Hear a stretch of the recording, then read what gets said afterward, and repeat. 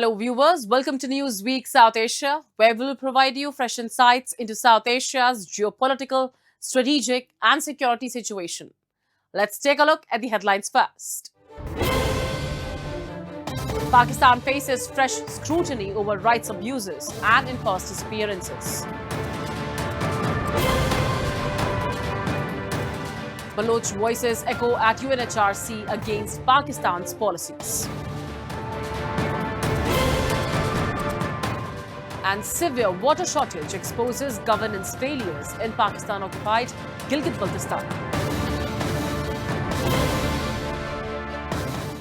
At a time when global attention is focused on human rights, voices from Balochistan are once again echoing on the international stage. In Geneva, Baloch activists have taken their protest to the doorstep of the United Nations Human Rights Council, accusing Pakistan of systemic repression, enforced disappearances, and what they describe as a sustained campaign of violence against the Baloch people. Our report. The protest, organized by the Baloch National Movement, began at Park Day Kopat and culminated at the iconic Broken Chair, a global symbol against violence and injustice. Taking place on the sidelines of the 61st session of the United Nations Human Rights Council, the march saw significant participation from women and activists who raised slogans against Pakistan's policies in Balochistan. Through photo exhibitions and public demonstrations, protesters sought to highlight what they describe as decades of state-led repression, ranging from enforced disappearances to extrajudicial killings. Balochistan currently facing a worst kind of genocide. In the last year only, there was cases of over 1,300 people were abducted. These are the reported cases by the Pakistani state from various parts of Balochistan.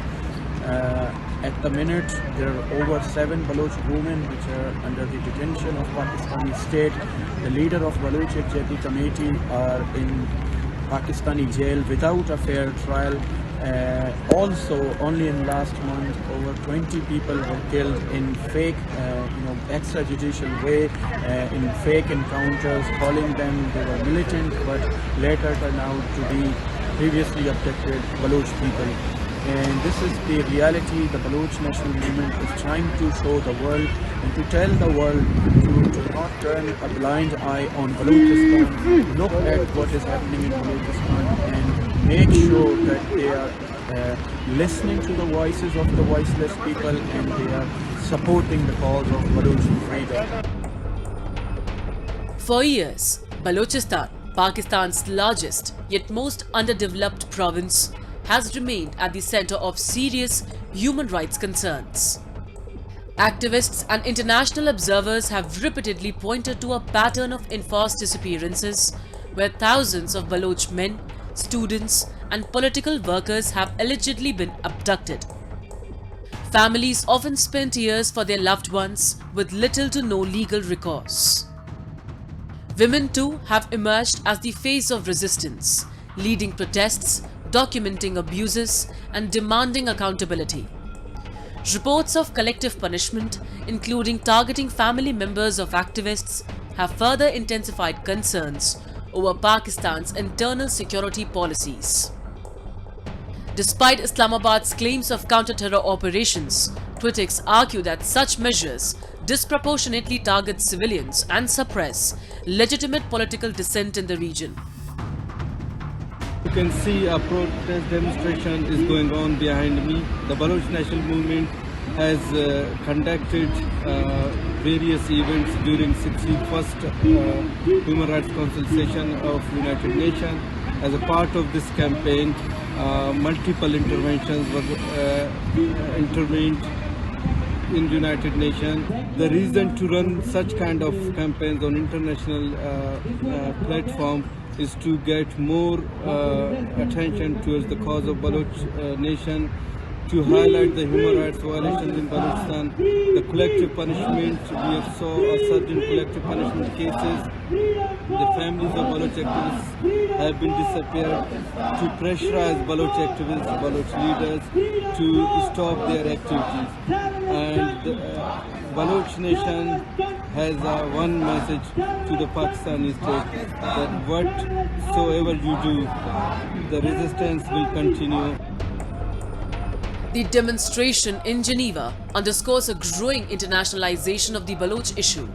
By bringing their campaign to the UNHRC, activists aim to challenge what they call Pakistan's narrative and push for global scrutiny.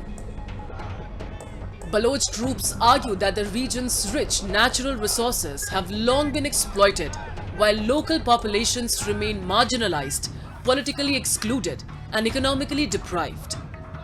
As calls grow louder with international forums, the question remains whether the global community will act or continue to overlook what activists describe as one of South Asia's most pressing yet underreported human rights crises.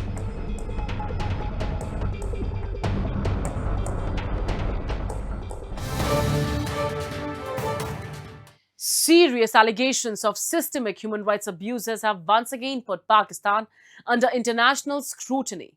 Claims of enforced disappearances, extrajudicial killings, and institutional suppression are emerging from multiple regions. In an exclusive interaction, disturbing accounts have surfaced, raising questions not just about accountability within Pakistan, but also about the global community's silence. Our report. From Balochistan to Sindh and Khyber Pakhtunkhwa, allegations of enforced disappearances continue to mount. Thousands of political activists and civilians are reportedly missing, with families claiming that many victims are later found dead, bearing signs of torture, while others remain untraceable for years. Legal recourse appears ineffective as families approach courts but fail to receive justice. Pakistan, leave over! Reports of mass graves have further deepened concerns, indicating a pattern of systemic abuse and a deepening human rights crisis. Abduction of political activists, civilians from Baloch, Sindhi and Pakhtun communities is order of the day. And thousands of people are missing. The evidence behind this is that anyone who is abducted, his dead body with torture marks is recovered after few days.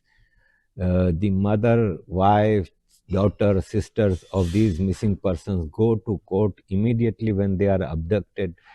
And how can we get evidences? But the clear evidence is that when we go to the court and after few days we find either dead body of these people, or we don't get any signs for months and years, and sometimes we find mass graves with hundreds of bodies in one grave of Baloch, Sindhi or Pashtun people.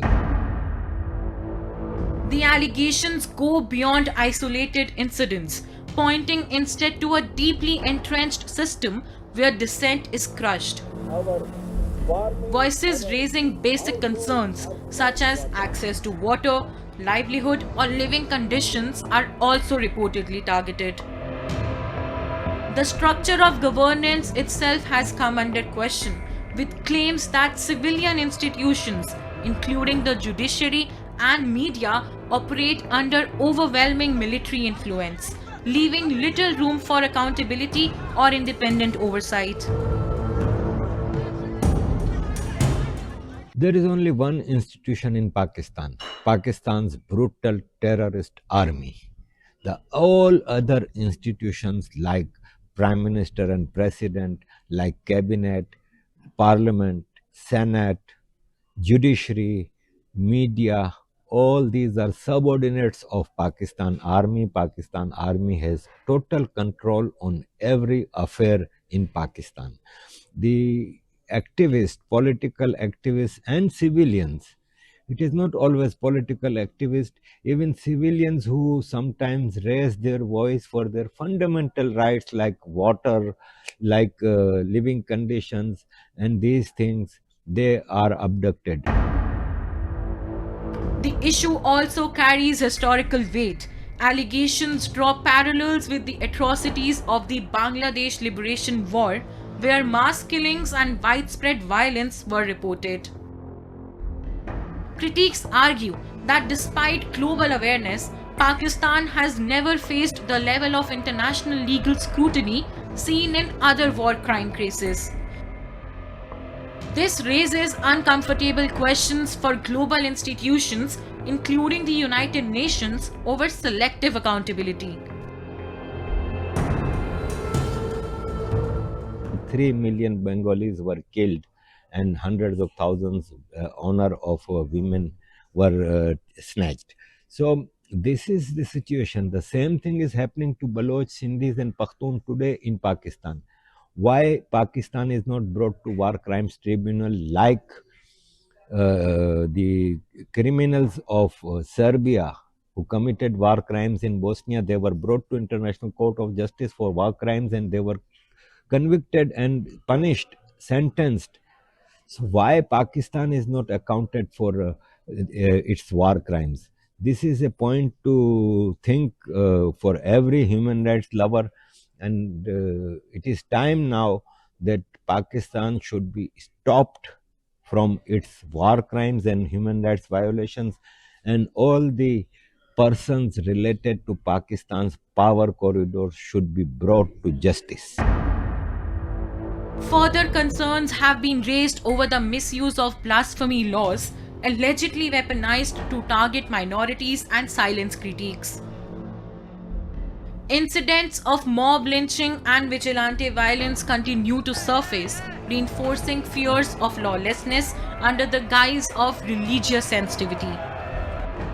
At the same time, Pakistan faces repeated accusations of supporting extremist networks beyond its borders, with references to attacks such as 2008 Mumbai attacks and 2019 Pulwama attack, highlighting broader regional security implications. As these allegations gain traction, pressure is mounting on global powers to respond. The question remains: how long can systemic abuses be overlooked in a region already grappling with instability?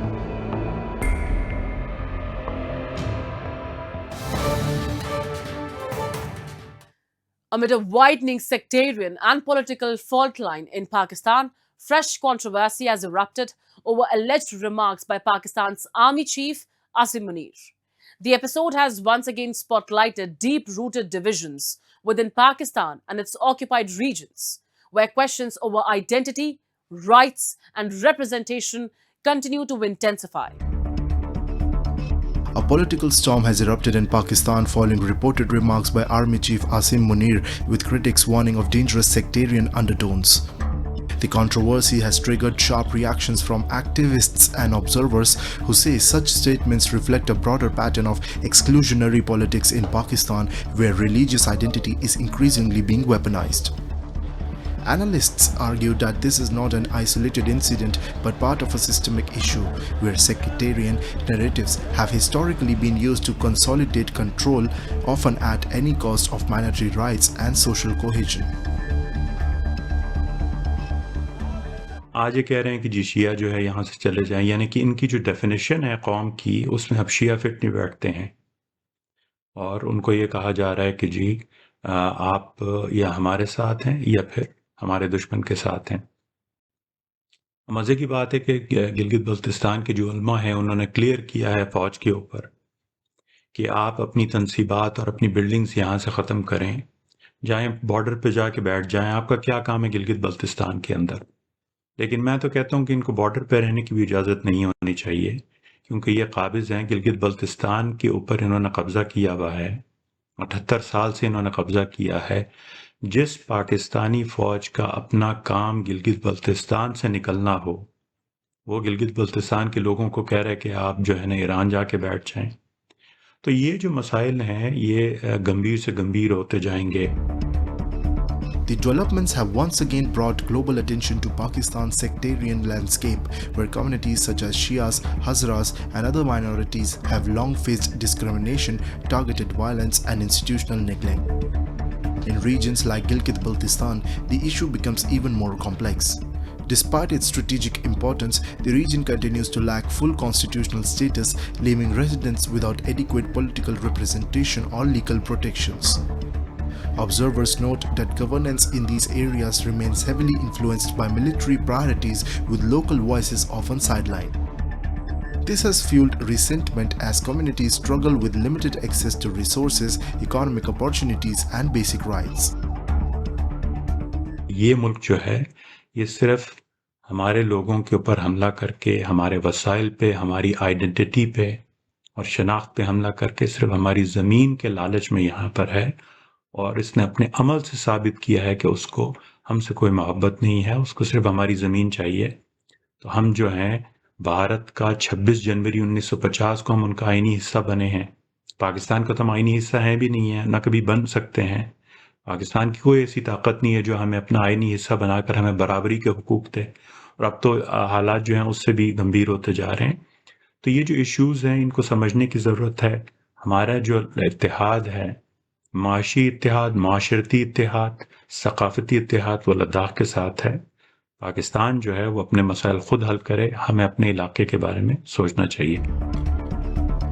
Beyond individual remarks, the controversy underscores a deeper structural crisis within Pakistan, where sectarian divisions, political exclusion, and centralized control continue to shape the state's approach towards its peripheral regions. From Gilgit-Baltistan to other conflict-prone areas, repeated allegations of demographic manipulation, suppression of dissent, and resource exploitation have raised serious human rights concerns. Experts warn that the persistence of such policies risks further destabilizing already fragile regions, particularly at a time when Pakistan is grappling with economic turmoil and rising internal unrest. The growing pushback from local communities signals a shift where demands for autonomy, dignity, and recognition are becoming harder to ignore, even as Islamabad continues to rely on coercive structures to maintain control.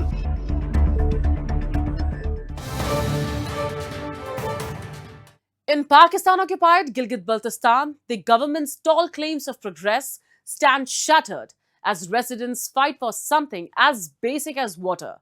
Entire neighborhoods are reeling under severe shortages while taps run dry for days. Women have taken to the streets in protest, highlighting a deep governance failure. Power cuts, mismanagement, and broken promises have turned daily survival into struggle for thousands. We have a report. In Pakistan-occupied Gilgit-Baltistan, the holy month of Ramadan passed under the shadow of hardship and distress. As people struggled with soaring prices, limited electricity and poor water supply, even basic preparations for the festival became a challenge. With daily life disrupted and essential needs unmet, residents were forced to step onto the streets, protesting for their basic rights and exposing the deepening crisis in POGB. देखिए इस वक्त gazer के अंदर तो हर जगह पे मसाइल ही मसाइल। अभी यहाँ पे एक तो रमज़ान का महीना है, इस महीने के अंदर यहाँ पे जो महंगाई मौसमी जो महंगाई इस वक्त बढ़ी है, यहाँ पे एक आम बंदा इस वक्त उस महंगाई से इतना तंग आ चुका है। एक आम बंदा बाज़ार में जाकर अपने बच्चों को कपड़े, गोश्त या ऐसी कोई चीज़ें खरीदने के काबिल नहीं रहा है। एक तो पहली बात ये है। दूसरी बात ये है कि यहाँ पे गिलगित-बल्तिस्तान की पिछली जो हुकूमत बैठी, इनकी यहाँ पे तीनों नुमाइंदे यहाँ पे जो हैं, इनकी यहाँ पे स्कीमें थी। स्कीमें देने के बाद इनकी कंपनसेशन आज तक आम एक गरीब बंदे की जो ज़मीन कटी है, किसी का मकान गिरा है, किसी के बागात कटे हैं, तो इनकी जो कंपनसेशन थी वो इनको पेड नहीं हो रही है। यहाँ पे दरफदर कभी डीसी के दरवाजे पे, कभी एसी के दरवाजे पे हमने यहाँ पे जैसा जुलूस करके चीफ सेक्रेटरी तक जाके हमने कुछ कंपनसेशन लाके लोगों में तकसीम किए हैं। The ongoing crisis in Pakistan-occupied Gilgit-Baltistan reflects the country's broader failure to provide basic necessities such as clean water and uninterrupted electricity. Residents face daily hardships, and when they raise their voices in protest, authorities often accuse them of creating unrest. In reality, these demonstrations are a desperate call for rights long denied. The people are simply demanding what any citizen deserves: a government that provides essential services and respects their basic human needs. पानी का मसला यहाँ पे देखें, और दर mother से यहाँ तक जो कोई 40-45 करोड़ की जो यहाँ पे टेंडर हुई थी, वो औने पौने में उसको तो क्लोज किया। अभी दोबारा टेंडर करवाने के बाद दोबारा दूसरी पाइप बिछाई गई है। यहाँ पे सारे पाइप जमीनों के ऊपर है, यहाँ पे एक्शन बैठा हुआ है, यहाँ पे आरी बैठा हुआ है। इनको पता नहीं कि मालूम नहीं है, आम पब्लिक बावला कर रही है कि इनके सामने यहाँ पे जमीन के ऊपर ही यहाँ गई है। करोड़ों की स्कीमें यहाँ पे औने पौने में क्लोज हो रही है। यहाँ पे चेक एंड बैलेंस का कोई नाम ही नहीं है। यहाँ पे तमाम चीजें ऐसी हैं। यहाँ पे बिजली का निजाम देखें, एक सरकारी कॉलोनी के अंदर यहाँ पे मेरे ख्याल में ये एक्शन आरी जो आए हैं, ये टोटल एक सरकारी कॉलोनी के अंदर 200 घरानों को यहाँ बिजली देने आए हैं। मजीद तो पूरा इलाका अंधेरे में है, इनका बुरा हाल है। यहाँ पे एहतजाज करें तो लोग कह रहे हैं कि गजर में एहतजाज हो रही है, जानबूझ कर लोग बाहर निकल रहे हैं। नहीं करेंगे तो नाइंसाफियों के पीछे यहाँ पे एक लाइन लगी हुई है।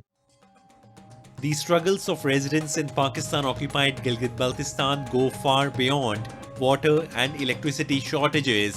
The region suffers from crumbling infrastructure, failing roads, inadequate healthcare, and limited educational facilities, leaving communities isolated and vulnerable. Daily life is marked by hardship, with basic services unreliable or absent. Government apathy has forced people to protest repeatedly, highlighting not only their immediate needs but also the broader systemic neglect that continues to hold back development and quality of life in POGB.